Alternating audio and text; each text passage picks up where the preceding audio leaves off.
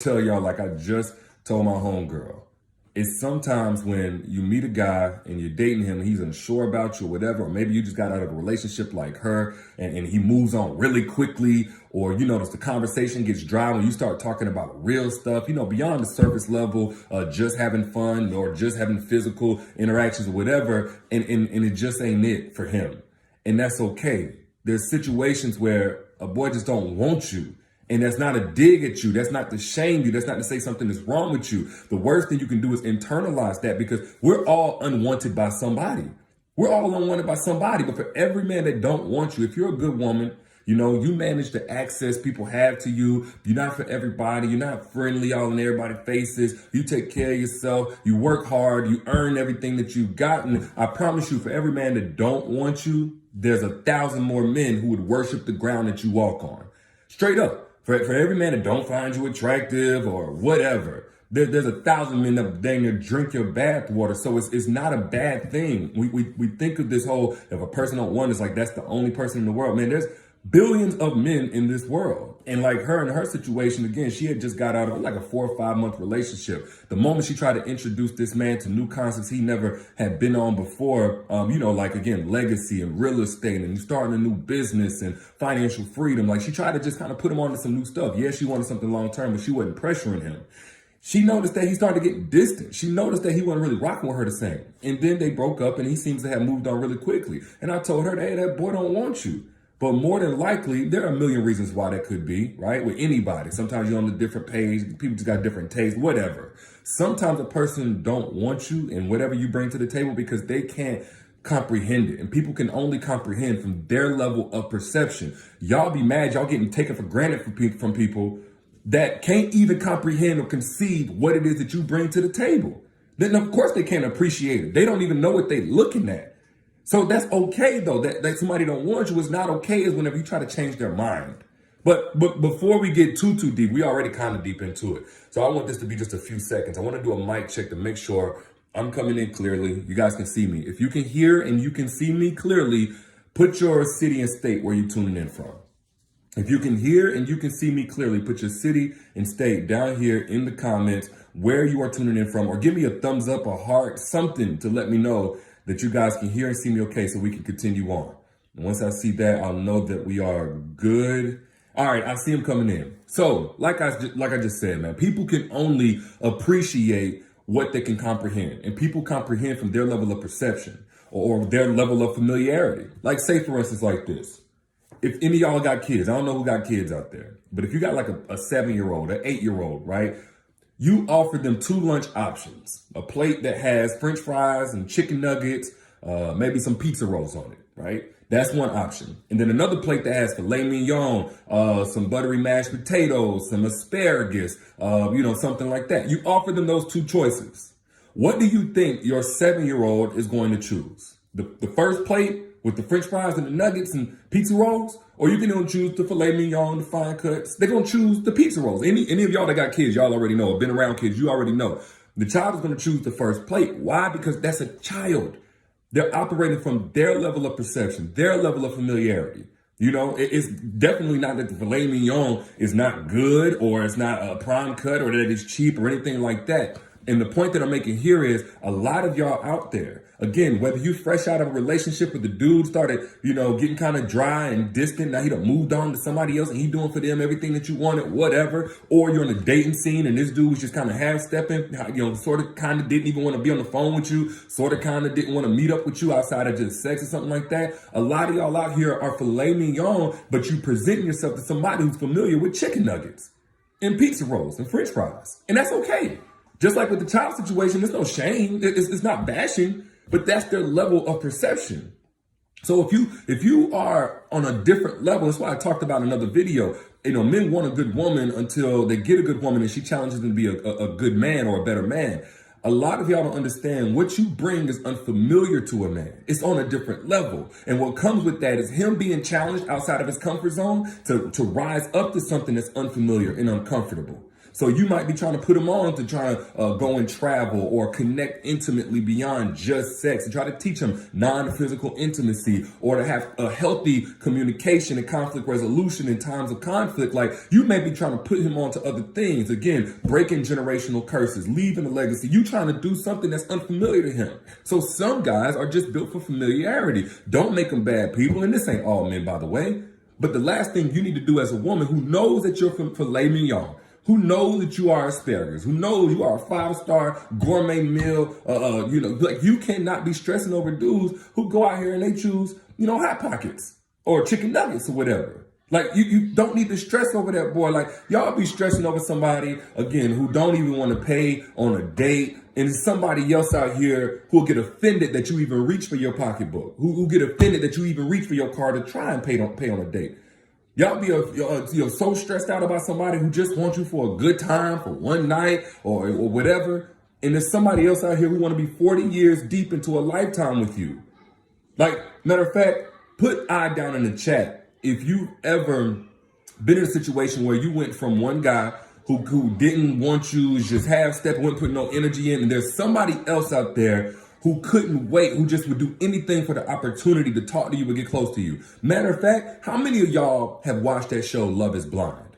Love is Blind. Put down in the comments. Anybody in here watch that show, Love is Blind? Just a quick top level recap, because I'm going somewhere with this. Love is Blind is a show where people basically blind date for about 10 days. They come into a room, they can't see each other. They blind date for about 10 days, and then they can propose, the guy can propose for them to get married without ever seeing them. The whole object is for people to basically fall in love with a person's personality and soul and all that good stuff. Well, there was a couple on there, Deep T and Shake.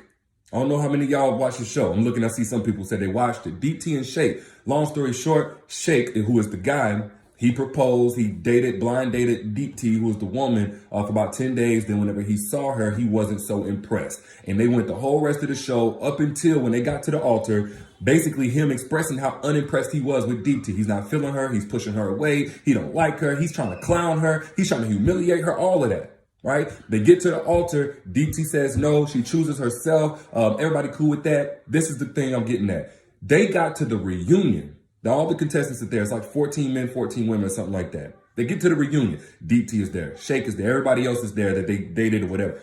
And there's a brother named Kyle who looks at Shake, the guy who didn't want Deep T. And he's like, dude, I watched the show back and you wasted a blessing. I would have done anything for that girl. Kyle didn't work out with the girl that he was trying to work out with. But just in a circle of 14 contestants, 14 guys, there was another brother who was looking at the very woman that this man over here was repulsed by, was clowning, was tripping, or was humiliating, laughing about. He didn't like how she looked or whatever. There was another guy within 14 people, I don't even think it was 14 on the show, like on this part of the show, who was like, dude, I would have done anything for the very woman that you took for granted. Straight up told him to his face, I would have done anything for an opportunity. You wasted that, man. You dumb. And everybody looked at the dude Shake like he was a whole dummy. But what I'm trying to say here is a lot of y'all are like Deep T, but you won't even take your eyes off of the Shake, the guy who don't want you, who don't appreciate you, who done moved on quickly. You still trying to make him regret losing you. You still trying to prove something to him. You still trying to change his level of perception and understanding and ability to comprehend everything that you bring to the table, when there's a whole nother Kyle out here for you that would do anything for you, anything to get close to you. Straight up, like you stressing over somebody who's probably a downgrade to the very person that you ignoring, or that you're delaying being able to meet because you're so stressed out over such and what you can do to change their mind or whatever. Come on, man, stop it. You'll understand whenever you filet mignon, everybody ain't gonna have a taste that's able to appreciate what you bring to the table. Understand when you filet mignon, you're on a dating scene where, yes, McDonald's drive-thru is wrapped around the building. That's just what it is. It's more popular. It doesn't mean it's of higher quality. There are a lot of guys out here who are all about quantity. It don't mean that they want quality. And that's quality, everybody ain't gonna be on your level. You cream of the crop. You worked on yourself. I'm talking to the women now. Not every woman is cream of the crop. I'm talking to the women, again, who have managed access to themselves very carefully, who don't give themselves, they only got a few good friends. They don't even be friends with everybody because everybody ain't got the kind of character that they can connect with. To those of y'all who know, you know what I'm talking about. Look, man, God ain't stopped making men. God has not stopped making men.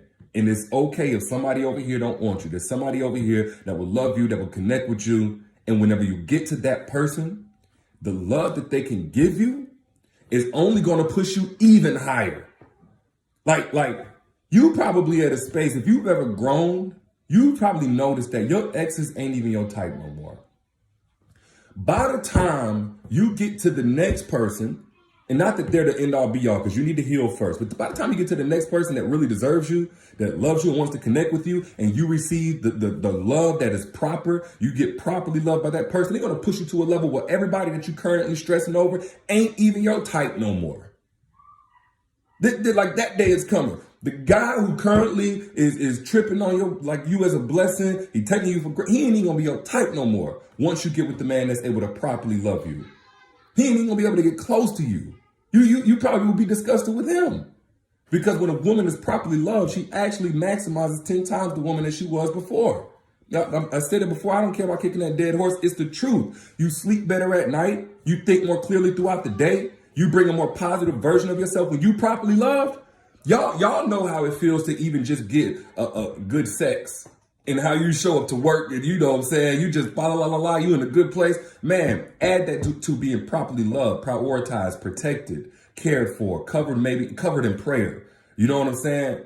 That when somebody is speaking life into you, you ain't the one speaking life into everybody else. You got a man who's there for you whenever you need somebody, who's a shoulder for you to lean on, when you need somebody who can nurture you the same way that you nurture everybody else. You've been trying to nurture these other dudes. And I talk more about this, about how a woman glows completely different whenever she's properly loved and how to identify a man that will properly love you. I talked about that already in my free masterclass, the benefits of a properly loved woman. If you haven't gotten access to that yet, don't miss out. It's pinned right here down in the comments. Benefits of a properly loved woman, free masterclass. Again, registration is free. You can get access to it immediately. Get you some wine, get comfortable. We went in for over an hour about this concept and how I've seen it thousands of times over. How a woman will change, how a woman will go different whenever she's properly loved, and how she can change a man's life from that perspective as well. Fellas, this also for y'all. But moral of the story is this. If somebody don't want you, the best thing you can do, as opposed to trying to change their mind, prove something to them or whatever, because look, you can be the best woman in the world. You can cook with diamond oil. You can do splits on them. You can do all of these different things. But if a man cannot comprehend the blessing that you are, there's no way that he can appreciate you. And if he can't appreciate you, of course he doesn't want you. But don't think that's the last man alive. There are billions of men out here, and billions probably that would know that they're lucky to have an opportunity with you. It's time to go ahead and clear your plate so a king can bring something to the table that's worth actually having. But those are just my thoughts. If you got anything out of this live stream, share it right now. Somebody else in your timeline probably needs to hear this. And don't forget to get access to the free masterclass, Benefits of a Properly Loved Woman. Again, it's pinned down here in the comments. It's also in the caption whenever you back out. Get access now. You don't